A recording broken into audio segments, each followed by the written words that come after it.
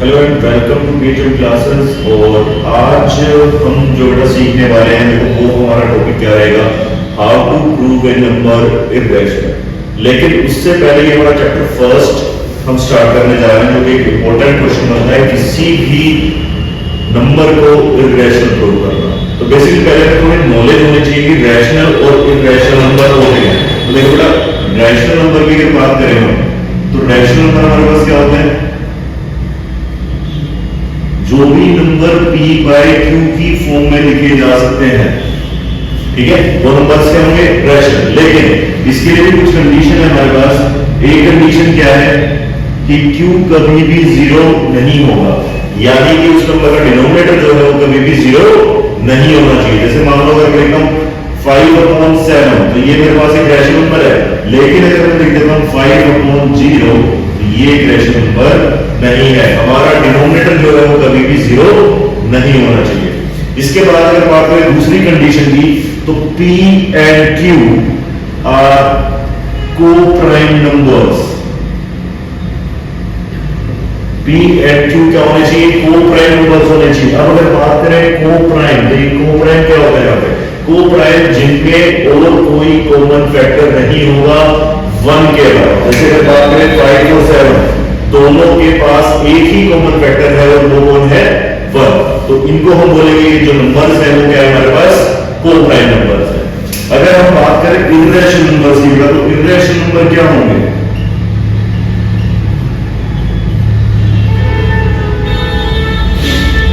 Irrational number क्या होते हैं, जो भी नंबर्स 9th क्लास में पढ़ा था, नॉन टर्मिनेटिंग नॉन रिपीटिंग। जो नंबर डिवाइड करने पे ना तो टर्मिनेट होंगे ना वो रिपीट होंगे, ऐसे नंबर को हम क्या बोलते हैं, इररेशनल नंबर बोलते हैं।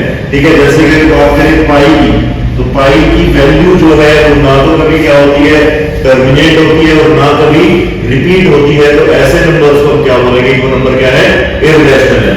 और अगर बात करें 22/7 की, तो वो हमारा रैशनल नंबर है। अब आप कहोगे कि पाई की वैल्यू तो 22/7 लेते हैं, ये कंसेप्ट आपको लोगों को बाद में बताऊंगा कि पाई को जो है वो इररेशनल नंबर बोलते हैं, और 22/7 को हम क्या बोलते हैं, रैशनल नंबर बोलते हैं। क्योंकि रैशनल नंबर की दोनों कंडीशन यहां पर फुलफिल हो रही है, डिनोमिनेटर भी जीरो नहीं है और p और q हमारे पास क्या है, को-प्राइम नंबर्स है। और इररेशनल नंबर क्या होते हैं, एक तो हमें पता लग गया कि इररेशनल नंबर क्या होंगे हमारे पास, non terminating and non repeating. दूसरी कंडीशन, जब भी रूट के नीचे एक नॉट परफेक्ट स्क्वायर नंबर होगा, तो वो भी हमारे पास क्या होगा, इररेशनल होगा। जैसे कि बात करें √7 की, तो 7 जो है किसी का स्क्वायर नहीं होता, यानी कैसा नंबर है, इररेशनल नंबर है। लेकिन अगर मान लो हम बात कर रहे हैं √4 की, तो ये जो परफेक्ट स्क्वायर नंबर जो किसका रूट होता है, 2 का, तो यानी कि ये हमारे पास क्या होगा, रैशनल नंबर होगा। यानी कि जब भी हमारे पास रूट के नीचे अगर कोई परफेक्ट स्क्वायर नंबर है, तो वो हमारा क्या होगा, रैशनल। अगर रूट के नीचे हमारे पास क्या है, नॉन परफेक्ट स्क्वायर नंबर है, तो वो हमारा रहेगा क्या, इररेशनल। तो ये हमारा बेसिक सा कंसेप्ट है कि रैशनल नंबर्स क्या होते हैं और इररेशनल नंबर्स क्या होते हैं। सीखते हैं किसी भी नंबर को इररेशनल प्रूव कैसे किया जा सकता है। हम लेके चलते हैं कि √3 को हमें प्रूव करना है,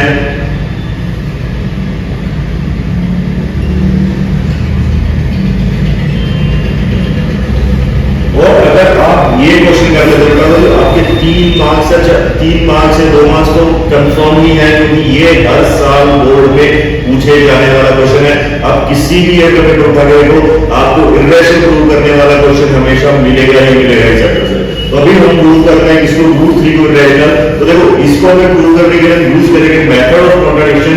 वो थोड़ा बेसिकली मैं आप लोगों को बताता हूं वो होता क्या है। हम क्या करेंगे, जो भी प्रूव करना है उसको उल्टा राइट कर लेंगे। यानी कि अगर प्रूव करना है इररेशनल, तो मैं √3 को क्या मान लूंगा कि क्या है, रैशनल नंबर है। और हम ये प्रूव कर देंगे कि रैशनल नहीं है। अगर रैशनल नहीं होगा तो क्या होगा, इररेशनल होगा। बस यही कंसेप्ट में काम करना है। इसी मेथड को हम क्या बोलते हैं, मेथड ऑफ कॉन्ट्रडिक्शन। तो देखो बेटा, सबसे पहले हम क्या करेंगे, assume √3 is rational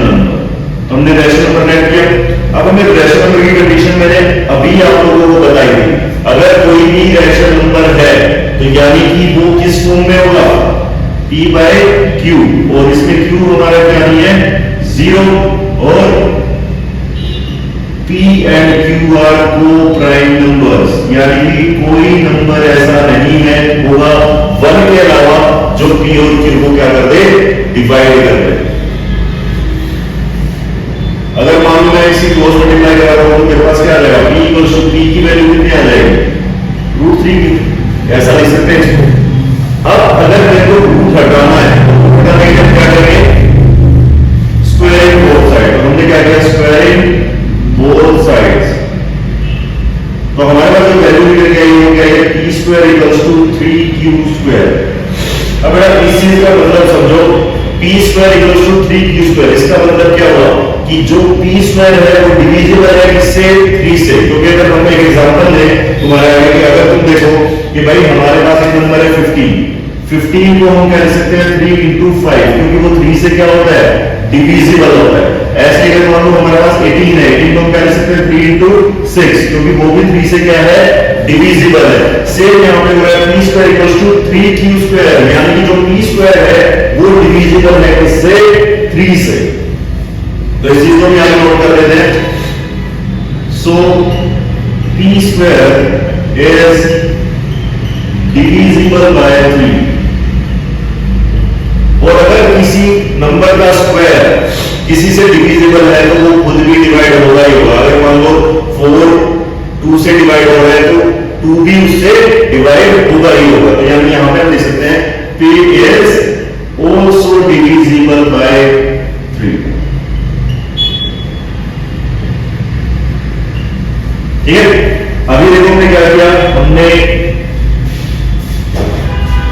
P square को डिविजिबल कर लिया 3 से, तो P भी डिवाइड होगा किससे, 3 से। अब हम क्या करते हैं, P को लेट कर देते हैं। अगर देखो P जो है 3 से डिविजिबल है, यानी कि 3 की टेबल में आएगा, 3 की टेबल में कहां पे आएगा ये हमें नहीं पता, तो हम लेट कर देते हैं कि भाई M पे आ रहा है। हमने लेट किया late P equals to 3M, इसको पुट करा देते हैं यहाँ पे फर्स्ट इक्वेशन में, इसको बोल देते हैं फर्स्ट इक्वेशन। जब हमने स्क्वायरिंग करी तो P स्क्वायर की वैल्यू आई थी, उसको हमने बोल दिया क्या, फर्स्ट इक्वेशन।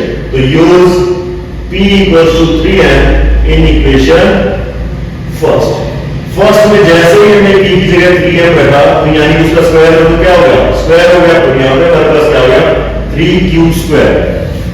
3M का मतलब क्या हुआ, स्क्वायरिंग करेंगे तो 9M स्क्वायर, और यहाँ पे हमारे पास कितना हुआ 3Q स्क्वायर। कैंसिल आउट हो गई, Q स्क्वायर की वैल्यू जो है हमारे पास आ रही है कितनी, 3M square.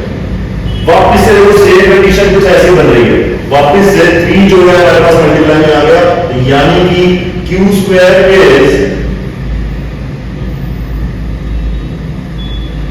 Divisible by 3।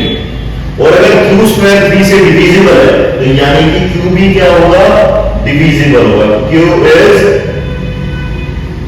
also divisible by 3।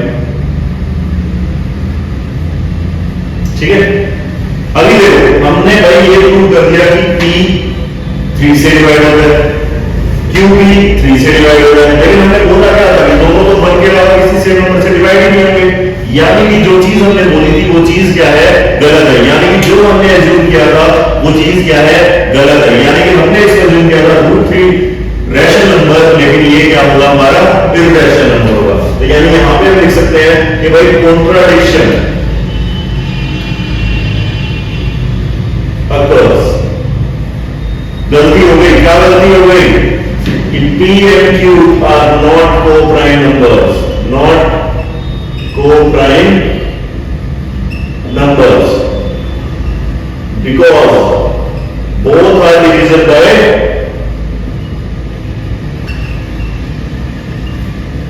3। ठीक है, दोनों के दोनों किससे डिविजिबल है, 3 से डिविजिबल। यानी कि भाई ये हो गई गलती यहाँ पे, तो ये को-प्राइम नंबर्स नहीं है, तो इसका मतलब हमारी अजम्पशन क्या थी, गलत थी। Assumption is wrong and √3 is irrational number. ठीक है, दोबारा देखते हैं क्या क्या, जब भी किसी भी नंबर को अगर तुम्हें क्या करना है, इररेशनल प्रूव करना है, तो सबसे पहले उसको लेट करोगे वो रैशनल नंबर है, फिर उसकी कंडीशंस लिखोगे कि डिनोमिनेटर कभी भी 0 नहीं होगा, P and Q क्या होंगे हमारे पास को प्राइम नंबर्स होंगे। p की वैल्यू हमने देखा तो स्क्वायरिंग करके हमने p स्क्वायर की वैल्यू निकाली 3q स्क्वायर। इसका मतलब 3 जो है वो डिवाइड करता है p स्क्वायर को और p को भी डिवाइड करेगा। p को हमने डिवाइड करेगा तो p को हमने लेट कर दिया 3 की टर्म पे कहां पे आता है हमें नहीं पता क्योंकि p एक वेरिएबल है तो हमने लेट कर दिया वो 3m पे आता है।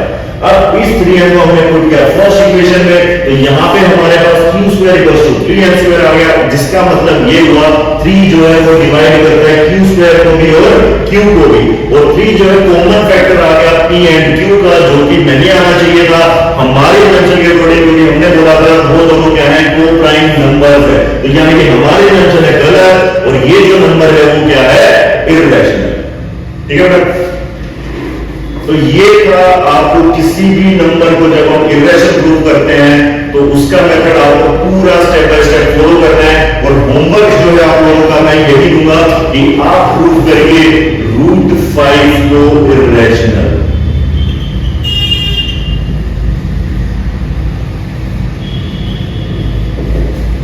सेम क्वेश्चन रहेगा बस चेंजेस आ जाएंगे जहां पे भी 3 था वहां पे आ जाएगा आपका 5 और इसी से रिलेटेड क्वेश्चंस हम करेंगे नेक्स्ट वीडियो में। तब तक के लिए इसकी प्रैक्टिस कीजिए और नेक्स्ट क्लास में मिलते हैं इसी को कंटिन्यू करेंगे। Thank you.